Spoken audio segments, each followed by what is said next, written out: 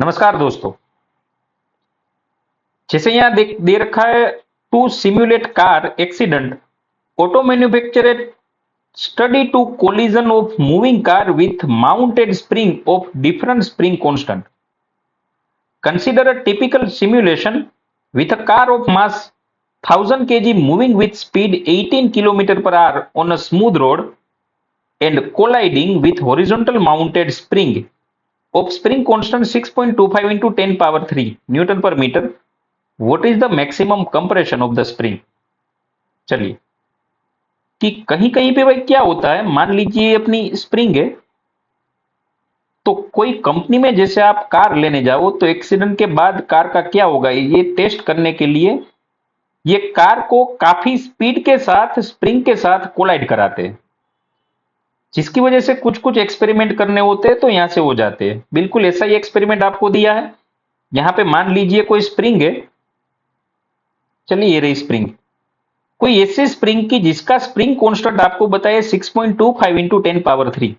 यहां से एक कार है, वो कार जा रही है करीब करीब 18 किलोमीटर पर आवर से। तो अगर ये 18 किलोमीटर पर आवर से स्मूथ सरफेस पे जा रही है तो स्प्रिंग को कितना कंप्रेस करेगी। तो जैसे यहां पे क्या मैं ये सोच सकता हूं कि अगर ये कार जा रही है तो इसके पास काइनेटिक एनर्जी होगी हाफ mv स्क्वायर, और ये स्प्रिंग को तब तक कंप्रेस करेगी जब तक इसकी एनर्जी जीरो ना हो जाए। और अगर इसकी एनर्जी जीरो हो गई तो ये सारी एनर्जी चली जाएगी स्प्रिंग में, और स्प्रिंग में जो एनर्जी जा रही है वो पोटेंशियल एनर्जी के फॉर्म में आप हाफ के एक्स स्क्वायर लिख सकते हो। तो क्या मैं ऐसा सोच सकता हूं कि ये कार के पास जितनी एनर्जी है वो सारी एनर्जी जब तक स्प्रिंग में नहीं चली जा रही तब तक ये स्प्रिंग को कंप्रेस करती जाएगी। तो क्या मैं ऐसे लिख सकता हूं कि ये स्प्रिंग को तब तक कंप्रेस करेगी जब तक ये हाफ mv स्क्वायर पूरा हाफ के एक्स स्क्वायर में कन्वर्ट ना हो जाए। हाफ हाफ तो दोनों साइड कट जाएंगे। मास यहां पे दिया है 1000 kg, और स्पीड यहां पे बताई गई है 18 किलोमीटर पर आवर, लेकिन 18 किलोमीटर पर आवर तो चलेगा नहीं क्योंकि हम एसआई सिस्टम में क्वेश्चन कर रहे हैं, तो आपको मीटर पर सेकंड में कन्वर्ट करना चाहिए। तो आपको स्पीड दे रखी है 18 किलोमीटर पर आवर से मीटर पर सेकंड में कन्वर्ट करने के लिए 5/18 से मल्टीप्लाई कर लो। यहां पे 18 कट जाएगा, अपनी स्पीड आ जाएगी 5 मीटर पर सेकंड।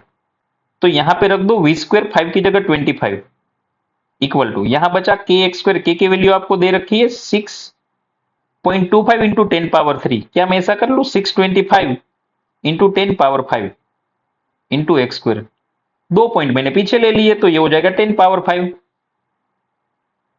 आगे देखो, वैसे ये 625 10 पावर 5 को ले लो नीचे, ये हो जाएगा 1000 इंटू 25, और ये हो जाएगा 625 into 10 power 5 equal to x square. चलिए, क्या मैं यहां 3 जीरो काट दूं, ये 3 जीरो कट जाएगा, यहां से 3 जीरो कट जाएगा तो 10 पावर 2 बचेगी। चलिए, क्या होगा यहां पे कि भाई ये 25 इंटू 25 ये हो जाएगा 625। चलिए, ये भी ठीक है। चलो, तो x की वैल्यू यहां पे क्या हो जाएगी,